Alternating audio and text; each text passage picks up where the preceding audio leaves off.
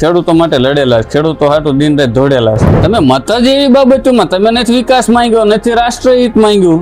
રાજકારણ એક એવી વસ્તુ છે, પેટની ગેમ છે. હા, એ લાઠી ચાર્જના વિડિયા લઈને ફરતા હતા. આમ તો જો કેવો માર્યો ગોપાલ ઇટાલિયા એટલે આમ આદમી પાર્ટીનો કાનુડો.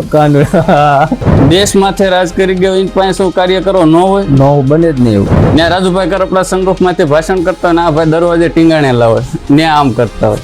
ભાઈને સીએમ બનાવવાના. પેલી વાત તો ભાઈના ત્યાં કામ બોલે છે. જે માણસ જે તે વિસ્તારની માલપા વિધાનસભા જીતી ગયો એની એ જિલ્લા પંચાયત હારી જાય એવું બને.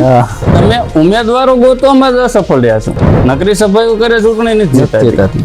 કોઈ દી એવું સાંભળ્યું તમે અમાર તાલુકા પંચાયતનો સભ્ય ગયો ને સ્ટેટ ઓફ હોર્મોન્સ માંથી યુદ્ધ બંધ કરાવ્યું ને એક સામો પૈસો છે, કઈ બાબતમાં ક્યાંથી કેટલી ટકાવારી હું કાઢું.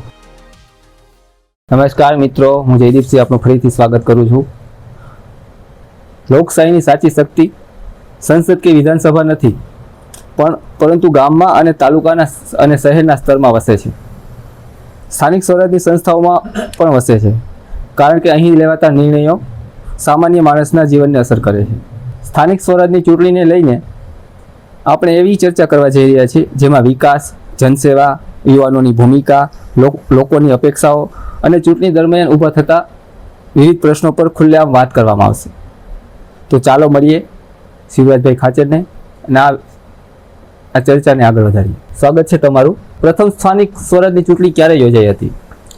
ગુજરાતમાં પ્રથમ સ્થાનિક સ્વરાજની ચૂંટણીની વાત કરીએ તો 1960માં મુંબઈ રાજ્યમાંથી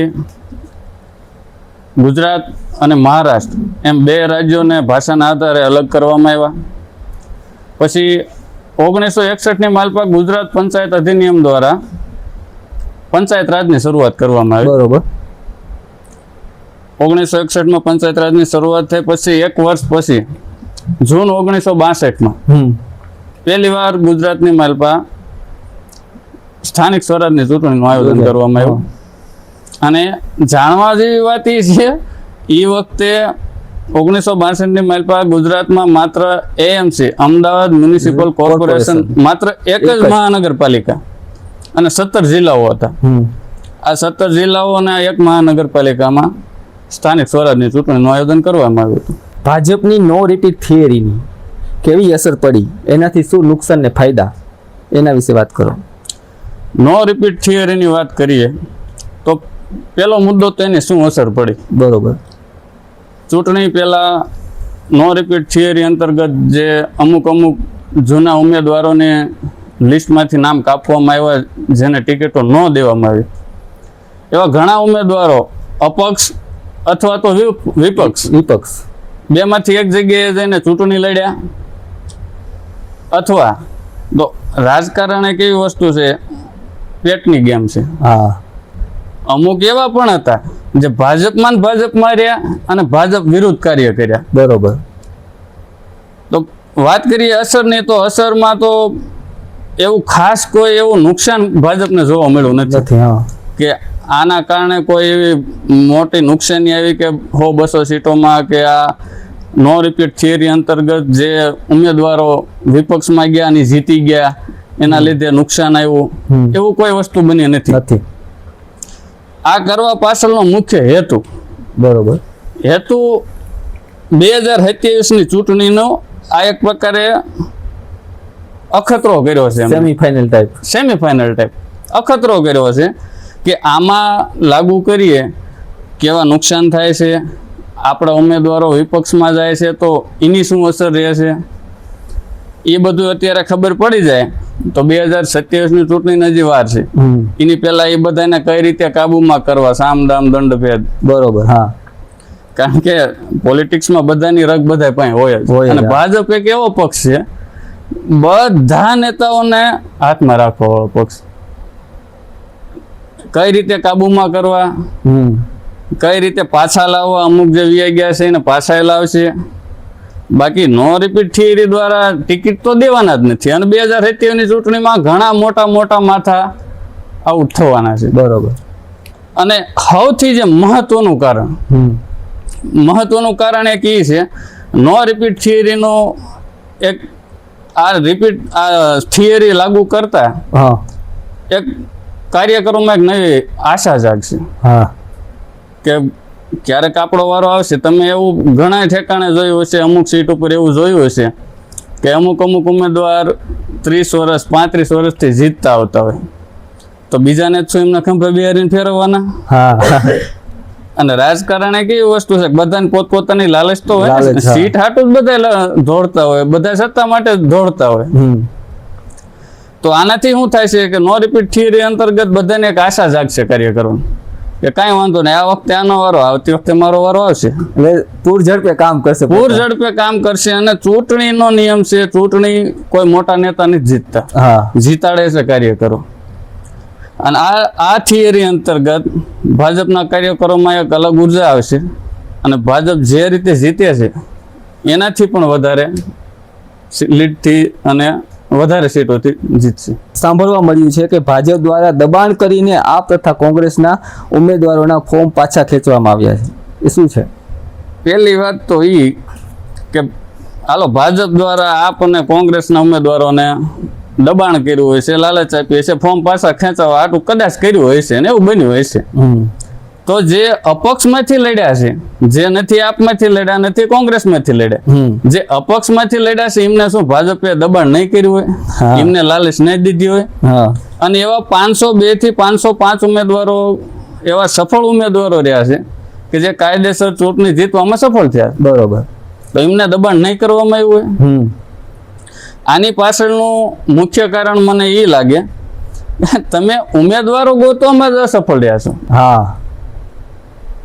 આપણે વાત કરીએ આમ આદમી પાર્ટીની, તો આમ આદમી પાર્ટીએ ચૂંટણી પહેલા એવી મોટી મોટી વાતો કરી નાખી હતી કે અમે ઐતિહાસિક 9,000 થી 10,000 જેટલા ઉમેદવારો ઉતારશું અને દરેક સીટ ઉપર ચૂંટણી લડશું.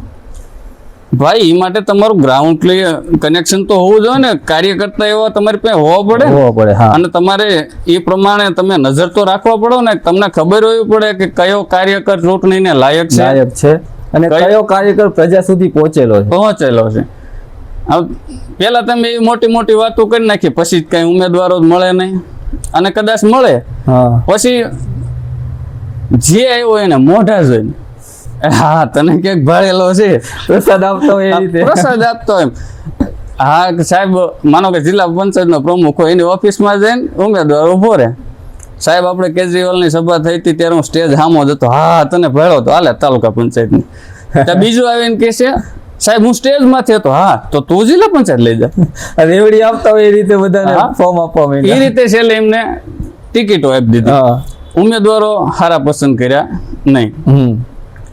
પછી અમુક ઠેકાણે તમે એવું સાંભળ્યું હોય છે કે આમ આદમી પાર્ટી અને કોંગ્રેસ પાર્ટી દ્વારા ઉમેદવારો હંતાડવા પડ્યા હતા. એટલે ભાઈ નાનું છોકરું છે, હંતાડવા પડે કે આને કોઈ લાલચ દેશે, કોઈ ધમકાવશે તો આ ભાગી જાય છે, આપણો પક્ષ છોડી દેશે. તમે ગોત્યા જ છે એવા, તમે ગ્રાઉન્ડ લેવલે કામ કર્યું જ નથી. નકરી સભાઓ કરે, ચૂંટણી નથી જીતાતી. એમાં ગ્રાઉન્ડ લેવલે કાર્યકરો અરે થોડુંક કનેક્શન હોવું જોઈએ. આ ચૂંટણીમાં દરેક પાર્ટીએ પોતાના સ્ટાર પ્રચારકો ઉતારેલા, તેમાં કઈ પાર્ટીના પ્રચારકો સૌથી અસરકારક રહે? દેખીતી વાત તો એ છે ભાજપ ચૂંટણી જીતી એટલે ભાજપના. પણ સ્ટાર પ્રચારકો એટલે શું? સ્ટાર પ્રચારકો એટલે માનો તમે ચૂંટણી લડો છો, બરોબર, અને હું કોઈ પણ જે તે પક્ષનો એક નેતા છું. સ્ટાર પ્રચારકો એટલે જે ચૂંટણી નથી લડતા પણ પ્રચારમાં ઉતરે છે, જનતાને અપીલ કરે છે કે જે તે ઉમેદવાર જે ચૂંટણી લડી રહ્યા છે તે લાયક છે, તમારું કામ કરશે, તમારી વચ્ચે રહેશે, એ ખાતરી અપાવે છે. લોકોને વિશ્વાસ પૂરો પાડે. હવે વાત કરીએ આમ આદમી પાર્ટી અને કોંગ્રેસ પાર્ટી, તો પેલા આમ આદમી પાર્ટીને લઈએ તો ગોપાલ ઇટાલિયા એટલે આમ આદમી પાર્ટીનો કાનુડો. ઈ બોલે, એની રીલું હાલતી થાય, પછી બધાની મુદ્દો હાંકવાનો, ત્યાં સુધી બીજા કોઈને કઈ બોલવાનું નહીં.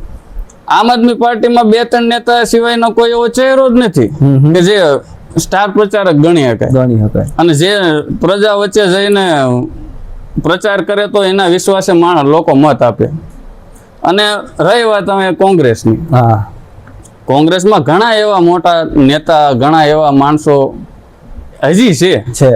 હાવ કોંગ્રેસ ખાલી નથી થઈ ગઈ, હજી છે, પણ એ માનસિક રીતે હારી ગયા કે આમાં ભાઈ આપણું પૂરું થઈ ગયું, એવું હથિયાર મૂકી દીધા છે. આપણે કાઠિયાવાડ કહ્યું કે ભાઈ આપણું પૂરું થઈ ગયું, એમને હથિયાર જ મૂકી દીધા છે કે આમાં આપણે ગુજરાતની જનતા આપણને નથી સ્વીકારવાની, એવું કદાચ એમના મગજમાં બેસી ગયું છે.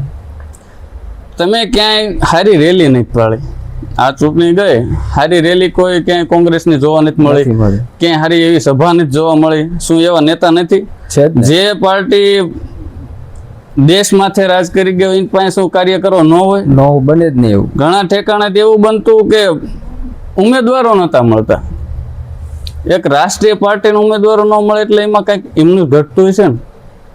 અને બીજી બાજુ વાત કરીએ ભાજપની, તો ભાજપમાં એવા અસંખ્ય ચહેરા હતા કે જે કદાચ પ્રચાર માટે નીકળે અને જનતા વચ્ચે જઈને એમની વાત મૂકે એટલે કાયદેસર એમની પેટીઓ ભરાઈ જતી.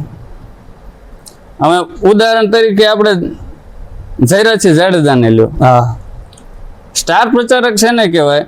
જયરાજસિંહ જાડેજા ગોંડલ એમના મત વિસ્તારની માલપા આપણને એમ થાય કે વિધાનસભા લડે છે કે શું? જાણે એ વિધાનસભાની ચૂંટણી લડતા હોય એ રીતે એમને પ્રભુત્વ દેખાડ્યું, લોકો સુધી પહોંચેલા, એ રીતે લોકો સુધી પહોંચ્યા, લોકો વચ્ચે રહ્યા, પ્રચાર કર્યો, દિન રાત સભાઓ કરી, લોકોના પ્રશ્નો જાણ્યા અને એક ખાતરી અપાય કે જે અમે ઉમેદવાર ઉભા રાખેલા છે કાયદેસર લાયક છે. ગોંડલ નગરપાલિકાની તમે આમ વાત કરીએ તો 44 માંથી 44 સીટોની થેલી ભરીને જગદીશ વિશ્વકર્માને ગિફ્ટ કરી દીધી, ચાલો જયરાજસિંહ જાડેજા તરફથી. અને બીજી વાત, આપણે હું કોઈને ટ્રોલ કરવા નથી માંગતો, પણ અમારે સુરેન્દ્રનગર આપના જિલ્લા પ્રમુખ બરોબર જે ગઈ ચૂંટણીમાં હું ગામડે હતો એટલે પ્રચાર કરવા આવતા, એ ભાઈ જે છે એ રાજુભાઈ કરપડા બોટાદ કડદા આંદોલનમાં હતા. બરોબર, કારણ કે વિધાનસભા લડેલા એટલે એક એનો હોદ્દો એને સાચવેલો એટલે એને હારે તો રાખવા, માથું તો મોટું. ને રાજુભાઈ કરપડા સનરૂફમાંથી ભાષણ કરતા હોય ને આ ભાઈ દરવાજે ટીંગાણેલા હોય ને આમ કરતા હોય. અરે ભાઈ શું છે, આંદોલન છે, આ રેલી નથી કાઢી, આપણે સભા નથી કરી, અહીંયા કોઈ તમારા ચાહકો નથી આવ્યો, અહીંયા આંદોલન પોતાની તકલીફ લઈને આવ્યા છે. હાલો ઈ વાત તો એક અલગ છે, પણ આ ચૂંટણીની માલપા ઈ ભાઈ કડદા આંદોલનમાં જે પોલીસ દ્વારા લાઠીચાર્જ કરવામાં આવ્યો, એ લાઠીચાર્જના વિડિયા લઈને ફરતા હતા. આમ તો જો કેવો માર્યો, આમ જો આની પાસે 2 લાકડી, આની પાસે 3 હોટા. ભાઈ એમ ચૂંટણી ન જીતાય. અને એને પ્રચાર ન કર્યો કહેવાય, પ્રચાર ભાજપનો સારો હતો, ભાજપ જીતી છે. તો આગળ વાત કરીએ આપણે હર્ષ સંઘવી અને ગોપાલ ઇટાલિયા. તો આ ચૂંટણીની અસર આ બંને ઉપર કેવી પડશે, હર્ષ સંઘવી અને ગોપાલ ઇટાલિયા ઉપર?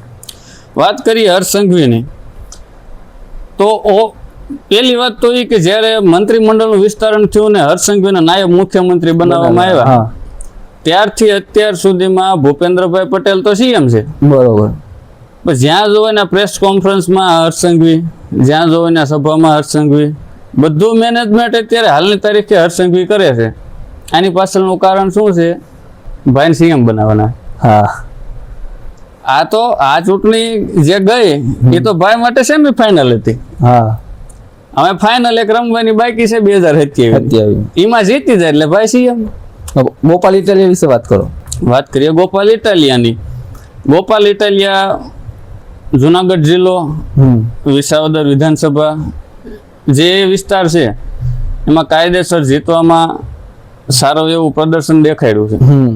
એમનો પ્રચાર ત્યાં તો એમની વાત મૂકવામાં એ સક્ષમ જ છે અને એ માણસોના મગજમાં બેઠું છે. એમના ઉમેદવારોને જીતાડવામાં સફળ રહ્યા છે. વાત કરીએ ઓલ ઓવર ગુજરાતની, તો ઓલ ઓવર ગુજરાતમાં આમ આદમી પાર્ટીને પહેલી વાત તો નવી પાર્ટી પડે, એની પાસે એટલા કાર્યકરો ન હોય. અને કોઈ પણ પાર્ટી જીતતી હોય તો એના કાર્યકરોને લીધે જીતે.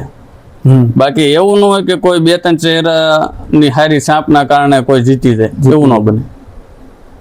તો આમ જોવા બેહો તો ઘણો વોટશેર જોવો, વોટશેરમાં આમ આદમી પાર્ટીએ ઘણું ખેવું છે ને. ભૂપત ભાયાણીની હાર અને રાજુ કરપડાની જીત પાછળનું મોટું કારણ શું હોઈ શકે? રાજુ કરપડા, ભૂપત ભાયાણીની હાર અને રાજુ કરપડાની જીતમાં વાત કરીએ રાજુભાઈ કરપડાની. બરોબર. રાજુભાઈ કરપડા મૂળી 2 વિધાનસભા જિલ્લા પંચાયતમાંથી ચૂંટણી લડ્યા, જીત્યા. પહેલી વાત તો ભાઈના ત્યાં કામ બોલે છે, ખેડૂતો માટે લડેલા છે, ખેડૂતો હાટું દિન રાત દોડેલા છે, અને એ વિસ્તારમાં એમને લોકચાહના છે અને ભાજપનો સિક્કો લાગી ગયો એટલે રાજુભાઈ કરપડા જીતી ગયા. વાત કરીએ ભૂપત ભાયાણીની. ભૂપત ભાયાણીને હરાવવામાં કાયદેસર મારા મત મુજબ હાથ ભાજપનો છે. જે માણસ જે તે વિસ્તારની માલપા વિધાનસભા જીતી ગયો એની એ જિલ્લા પંચાયત હારી જાય એવું બને.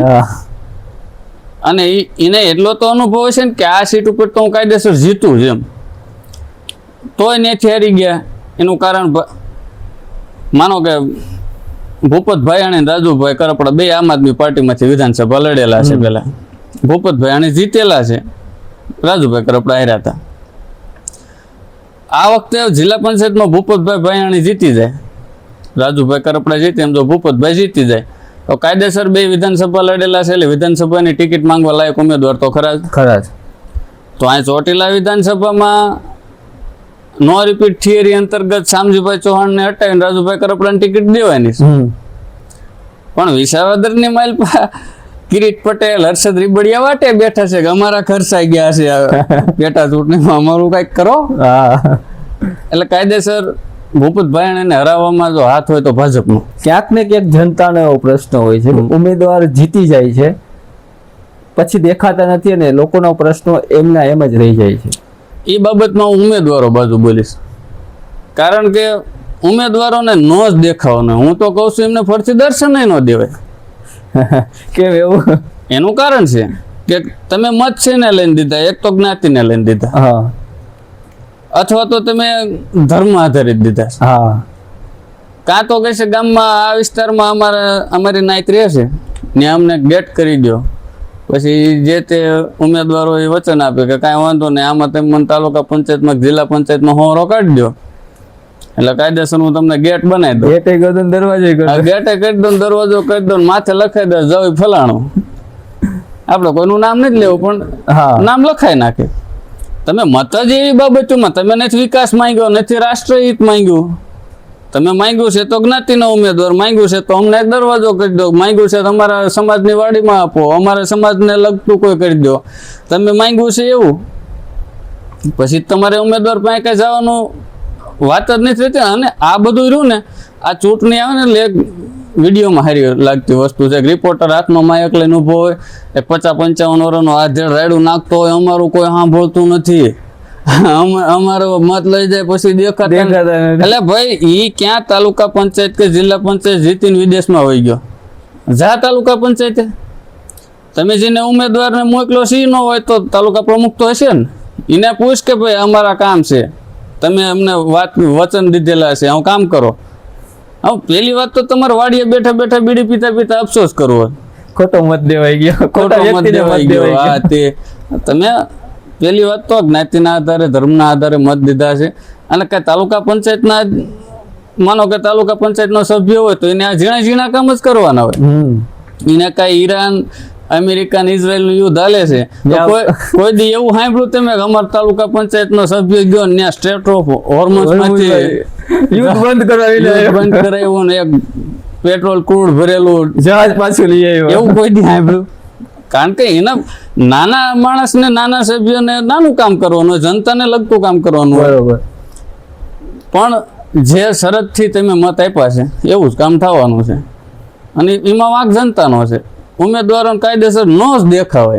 તો શું કરવું જોઈએ જનતાએ જેથી ઉમેદવારો સામેથી એના પ્રશ્નોનું નિરાકરણ લાવે? પહેલી વાત તો એ રાજકારણમાં જેટલા હોય ને બધા કાં તો પાવર માટે જ અને સત્તાના લાલસી હોય. બીજા નંબરમાં એમને એક સત્તા મળી જાય એટલે પછી નજર આમ આખું ખોલે ને એટલે એમને પૈસો દેખાય કે હામો પૈસો છે, કઈ બાબતમાં ક્યાંયથી કેટલી ટકાવારી હું કાઢું. એની સિવાય કોઈને કાંઈ નહીં થતું, એક નહીં ટોટલ આવી ગયા. અડધા સત્તાના હાટું બે હશે, અડધા પૈસા હાટું બે હશે. અમુક સેવાય કરતા હશે ને, જે ઓછા હશે કદાચ. અમુક જે સેવા કરે છે એ કાયદેસર નથી જીતતા, ફેંકાઈ જાય છે. એનું કારણ છે કે તમારે જો સેવા કરવી હોય તો આમ તટસ્થ રહેવું પડે, અને તટસ્થ રહ્યો તો કોઈ પણ વિધાનસભામાં કોઈ દેવું ન બને, તટસ્થ રહી જીતે. એનું કારણ છે કે જે તે સમાજ ઝાઝો હોય છે ટિકિટ એને મળે. હવે જો એવું કે હું બધી જ્ઞાતિનો છું, બધા એના હરખા કામ કરીશ, તો જ પાછું એને જીતાડવાનો છે ક્યાં?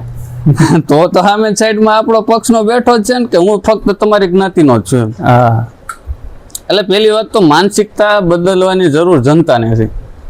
રાજકારણીયા તો એમની રીતે આવ્યા જ છે, એ એક માખણના પીંડા માથે મીંદડા છે. એ તો એક ભારત નામનું એક ફળ છે, જેના ભાગમાં જેટલું આવ્યું એટલું કાપો. બાકી આમાં કોઈ બીજો મુદ્દો જ નથી. વાંક જનતાનો છે. બરોબર. જનતા જાગૃત નહીં થાય ત્યાં સુધી આ થવાનું થવાનું ને થવાનું. તો મિત્રો, આપણે આ ચર્ચા સાંભળી, પણ આપણે એક વસ્તુનું એ ખાસ ધ્યાન રાખવાનું છે કે આપણો મત કેટલો કિંમતી છે એ જોવાનું છે. તો આપણને જે મતનો અધિકાર મળ્યો છે, તો આપણે એ મતનો પૂરો ઉપયોગ કરીએ રાષ્ટ્રહિત માટે અને દેશ પ્રેમ માટે. આપણે એક એવા વ્યક્તિનું ચયન કરીએ કે જે આપણા માટે અને દેશ માટે કામ કરીએ. તો મિત્રો, આ ચર્ચા આપણે અહીંયા વિરામ આપીએ છીએ. ફરી મળીશું કોઈ નવી ચર્ચા સાથે. ત્યાં સુધી જય માતાજી.